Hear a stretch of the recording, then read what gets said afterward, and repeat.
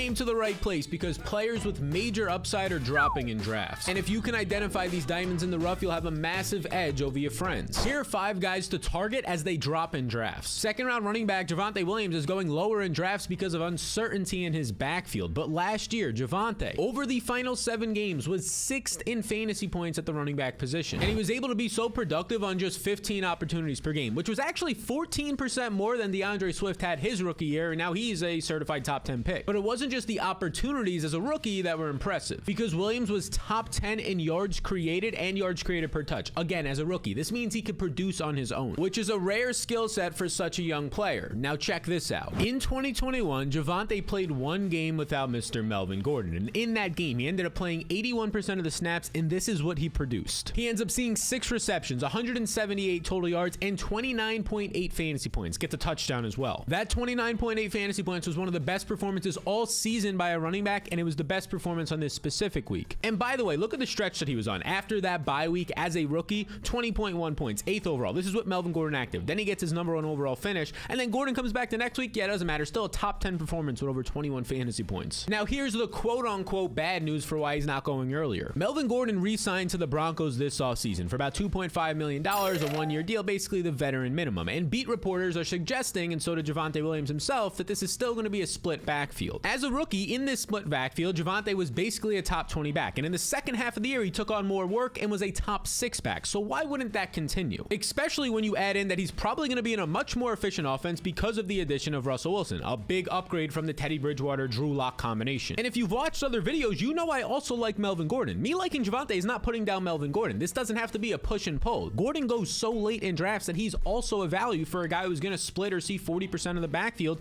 in this Russell Wilson offense. So fellas, if Javonte does end up seeing more work, the number 1 overall player in fantasy is in his range of outcomes. And this next wide receiver has the talent to finish top 10. Deante Johnson is somebody that I was off of in the beginning of the summer in May, but now he's fallen way too far in drafts. And since 2020, the last 2 years in the NFL, he's basically tied for second with 10.1 targets per game with Keenan Allen. Only Davante Adams has more targets per game. And I firmly believe that the ability to earn targets is a skill regardless of your quarterback. And here's why this matters for Deante. Johnson is going to have a new quarterback in 2022 because Big Ben Roethlisberger retired this offseason. And when Roethlisberger was playing last year, he targeted Deante the second most times in the NFL. 169 total targets, 160 of those came from Ben Roethlisberger. So the big question becomes, will Mitch Trubisky hurt Deante? Well, let's discuss. Over the last 2 years, Deante Johnson has played 2 games without Ben Roethlisberger, and he averages 9 targets per game. And not to mention, last year alone, his target quality ranked 50th. There's only 32 teams, 50th in the NFL amongst all wide receivers, meaning Big Ben was not that accurate. And another way to look at it is to see his catchable target rate of 77%. That means 23% of his targets were not even catchable. They were basically wasted last year.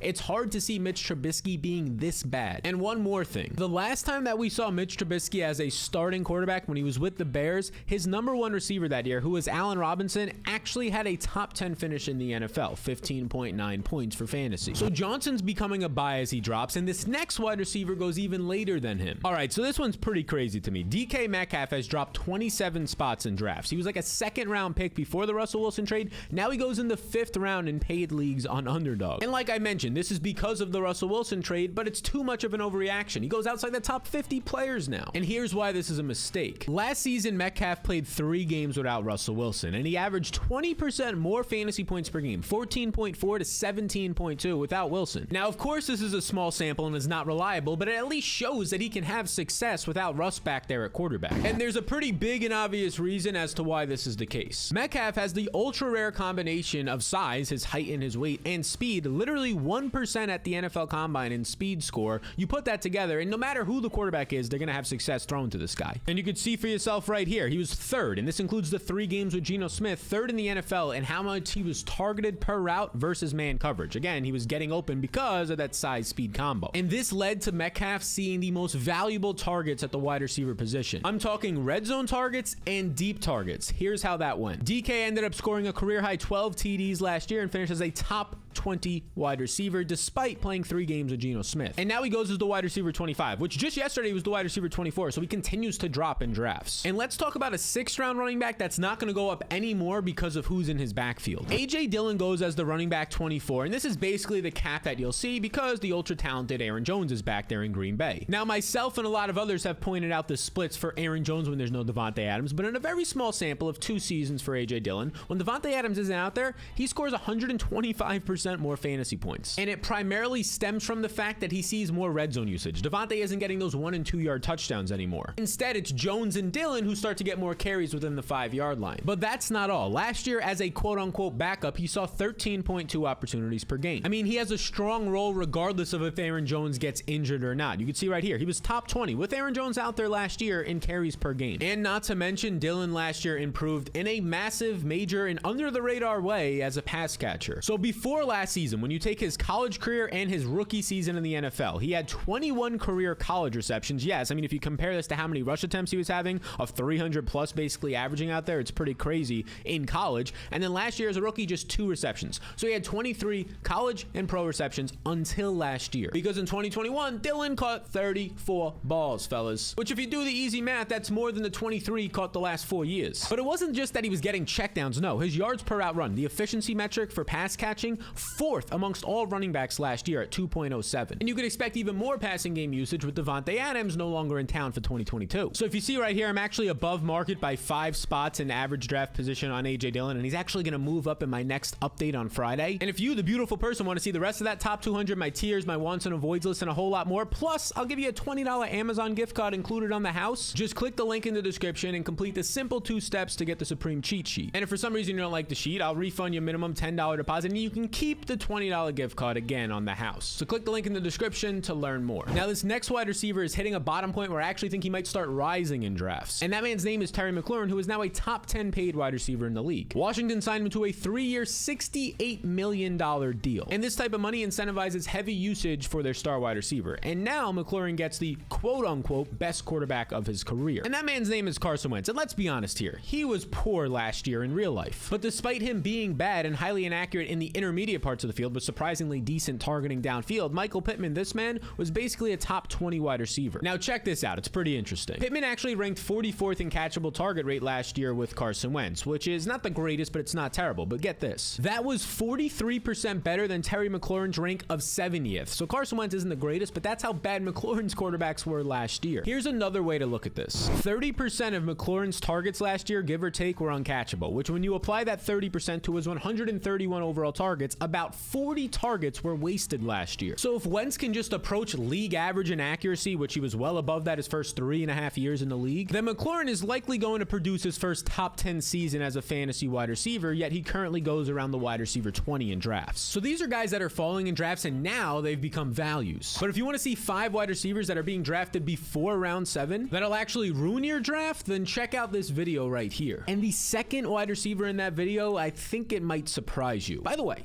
hit subscribe.